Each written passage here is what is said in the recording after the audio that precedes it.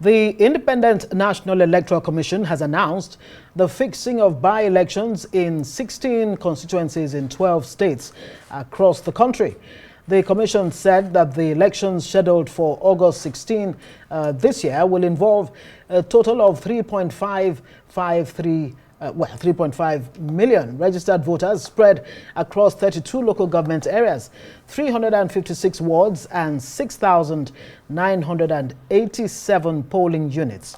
The chairman of InEC, Professor Mahmoud Yakubu, who disclosed this at the second regular consultative meeting with political parties here in Abuja, says in the interim, by-elections will not hold in Kana 2 state constituency in Rivers State as a result of the current state of emergency, and Talata Mafara South state constituency in Zamfara State following a legal challenge to the declaration of the seat vacant by the State Assembly.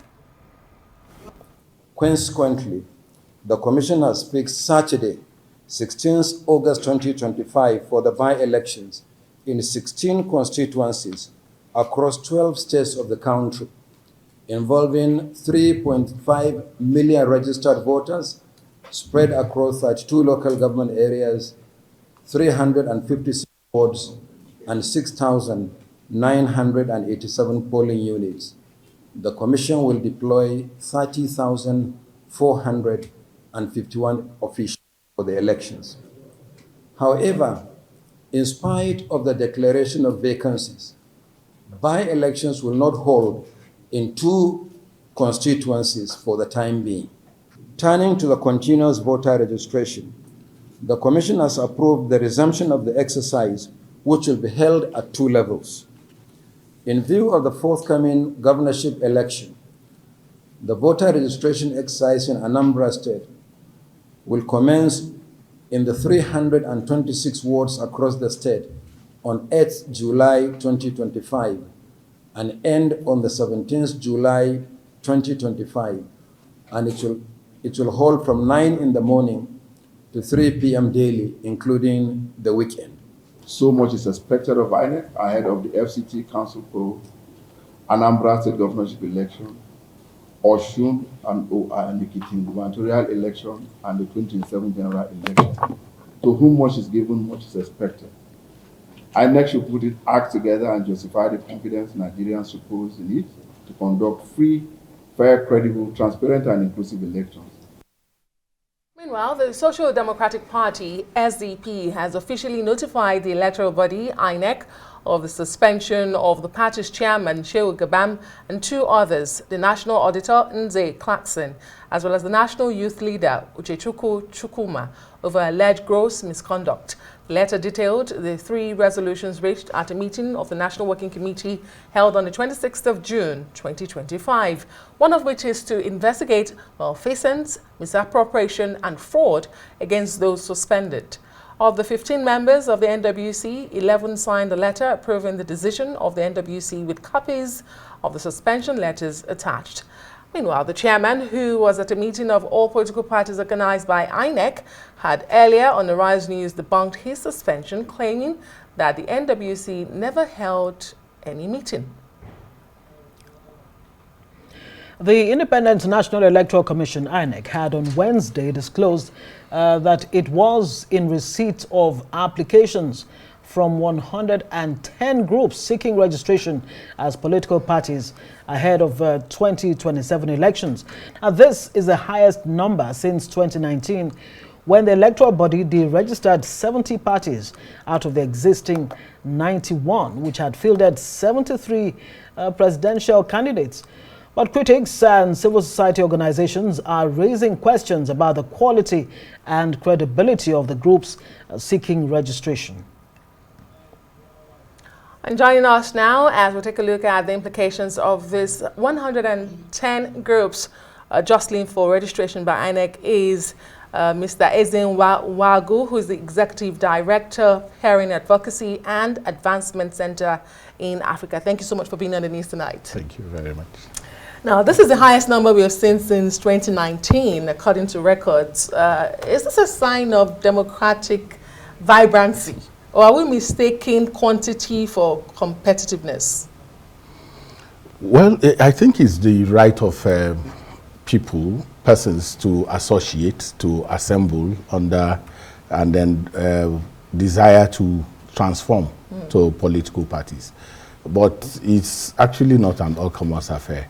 There are roadblocks to becoming political parties, which are in INEC guidelines for registration of political, as the register of political parties, INEC has put out those conditions from which associations can become political parties. And if you check the 110 interested associations, you will see that many, quite frankly, are jokers. They probably don't even understand that there are conditions for which.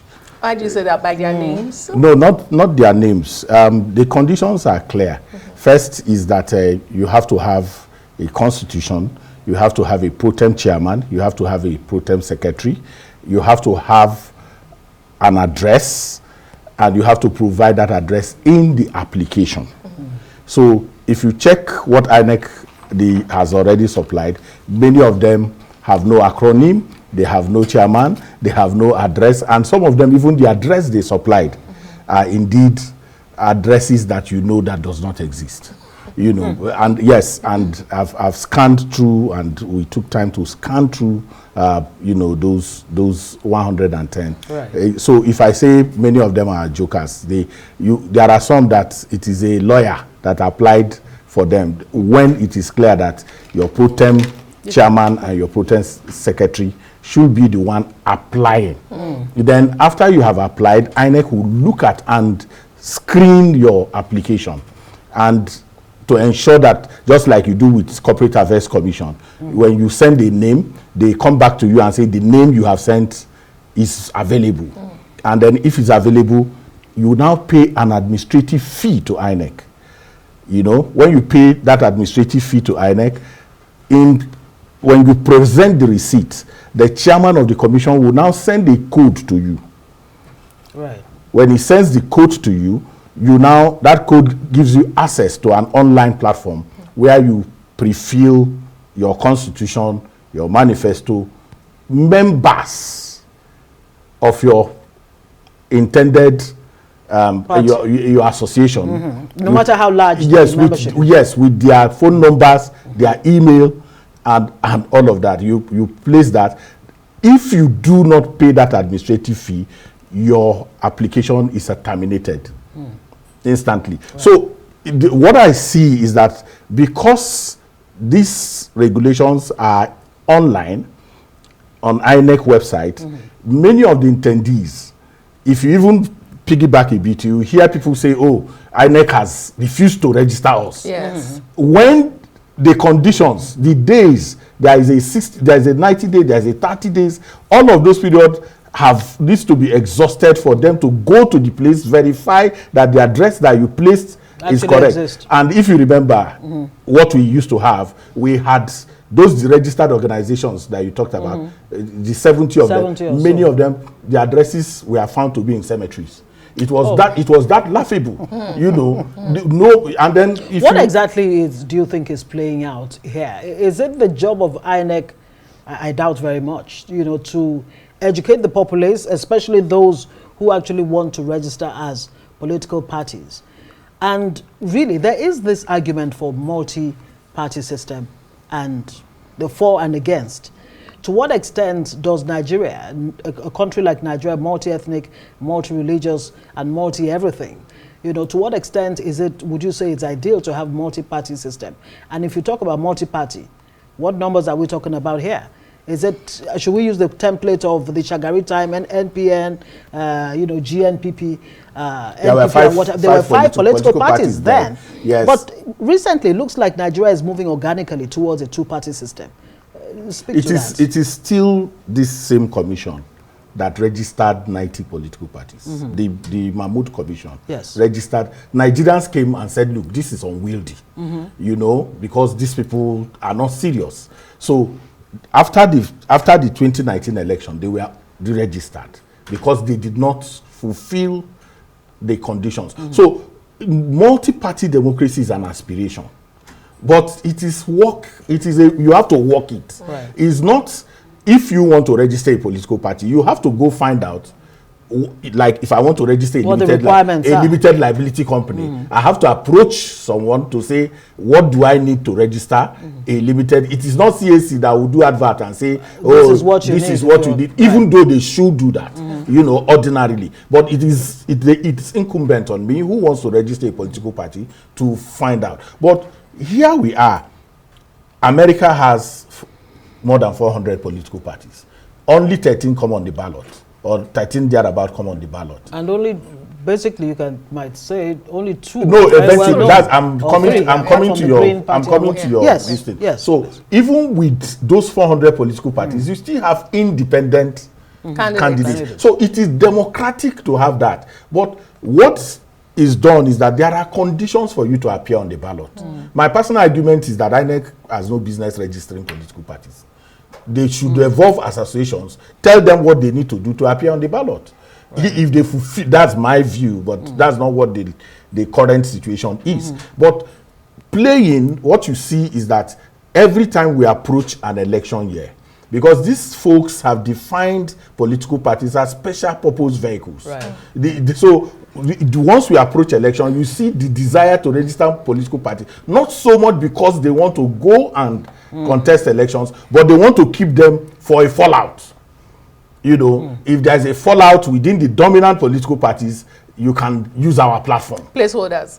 You can use our platform. Okay. And then in using that platform, you saw that you see the movements in 2023 from one political party. The fluidity of our party system makes a joke of what we call, multi-party system, because there is no differentness. There is no ideological differentness in which you can even say, okay, if you check the list of those political parties, they are playing with words. You have Obedient People's Party, you have another Obedient something, you have this, that. So and the law says, if INEC finds out that it is the same set of people promoting, more than one of those associations. And you have some in this case. They are there already. So do you think that the bar is too low? Is that the problem? Should we be providing sufficient safeguards to ensure that only serious people, actually aspire to become political parties, instead of overburdening the entire space with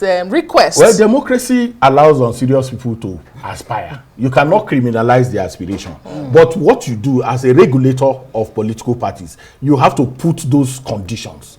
And if people fulfill those conditions, you register them, because it's truly their right to. So INEC cannot say, if, for instance, you fulfill all the conditions that have been placed in the guidelines and in the Constitution, you cannot deny them registration. But again, INEC has a number of, constituencies that you can win to continue to exist. So it's not just that you are registered. You understand? So what they do is that immediately after elections, they know that some of them will be deregistered, but the motivation for wanting to be a political party is it's also not to provide good governance. I guess it's actually much more than that. It's a tough job, finding the right balance between representation and stability. We'll have to say thank you very much for joining us on Newsnight tonight. Ezenwa Nwagu, Executive Director, Peering Advocacy and Advancement Center in Africa.